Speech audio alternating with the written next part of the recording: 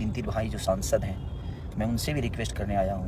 भोजपुरी के सुपरस्टार खेसारी लाल यादव ने तमिलनाडु में हो रहे बिहारियों पर लगातार हत्याओं के ऊपर सवाल उठाया और सरकार को भी घेरा और बोला कि हमारे 3 बड़े भाई हैं जो सांसद हैं, वो सिर्फ नाम के सांसद हैं, उनका काम कुछ भी नहीं है। दिनेश लाल यादव, मनोज तिवारी और रवि किशन पर बहुत गुस्से में है खेसारी लाल चाचा जी और तेजस्वी भैया या हमारी योगी खेसारी लाल यादव ने सरकार पर निशाना साधते हुए कहा कि आप लोग सरकार में हैं तो आपकी दायित्व तो बनती है कि बिहारियों पर तमिलनाडु में हो रहे अत्याचार के मामले में जिस प्रकार से बिहारियों को, हिंदी भाषी लोगों को चुन चुन कर मारा जा रहा है, ये कहाँ तक सही है। सरकार इस पर चुप है तो क्यों है, इसका वजह है क्या। खेसारी लाल यादव सीधे सवाल दाग दिए सरकार का। पैसे कौड़ी की बात है, अगर हमसे मदद वहाँ चाहिए तो उसके लिए हम हमेशा।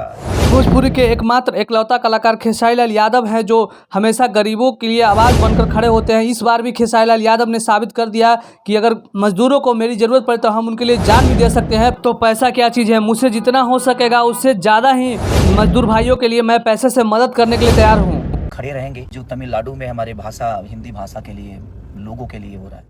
खेसारी लाल यादव ने सीधे सरकार को निशाना साधते हुए बताया कि क्या हिंदुस्तान में रहकर भी हिंदी भाषा बोलना गुनाह है? अगर गुनाह है तो संविधान में क्यों लिखा गया है कि हिंदी हमारी मातृभाषा है? अगर मातृभाषा बोलने से भी लोगों को अधिकार छीन लिया गया, इससे शर्मनाक बात क्या हो सकती है कि हम हिंदुस्तान में रहते हुए भी हिंदी नहीं बोल पा रहे हैं डर से, और क्योंकि मेरी जान चली जा रही है। इस पर सरकार चुप्पी साधे हुए है और सिर्फ हिंदू मुस्लिम करने में हमेशा आगे रहती है। हिंदुस्तान का भाषा है, आज उसी हिंदुस्तान में हिंदी बोलने वालों पे इतनी बड़ी प्रतिभा। खेसारी लाल यादव भोजपुरी अभिनेता ने योगी समेत मोदी को भी अपने निशाने पर साधते हुए कहा कि पहले आप जो मजदूर वहाँ पे फंसे हुए हैं, जो दिन पर दिन वहाँ पे हत्या होती जा रही है तमिलनाडु में, उस मजदूरों को पहले अपने राज्य बिहार में लाने का प्रयास कीजिए। उसके बाद बोलिए कि मैं भगवा का झंडा लहराऊंगा।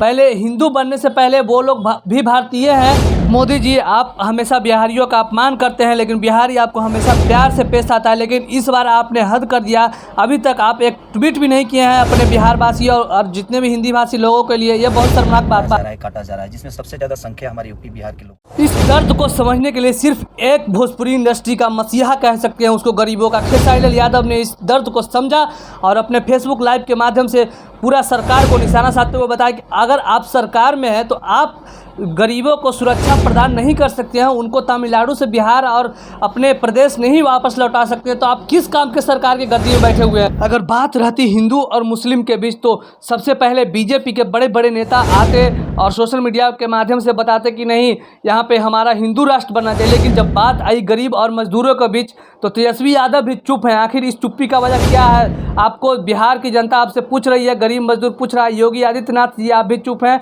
इसका कारण क्या है? आपको जवाब देना पड़ेगा, नहीं तो बदला मजदूर भाई जल्द ही 2024 के आने वाले लोकसभा में इसका बदला लेंगे और आपको कुर्सी से उखाड़ कर फेंकने का काम करेंगे। बिहार की जनता और हिंदी भाषी लोग जो भी वहाँ पे तमिलनाडु में फंसे हुए हैं, उनके परिवार कितना चिंतित हैं, कितना दुखी हैं। आप लोग जल्द से जल्द उनके लिए कुछ सोचिए।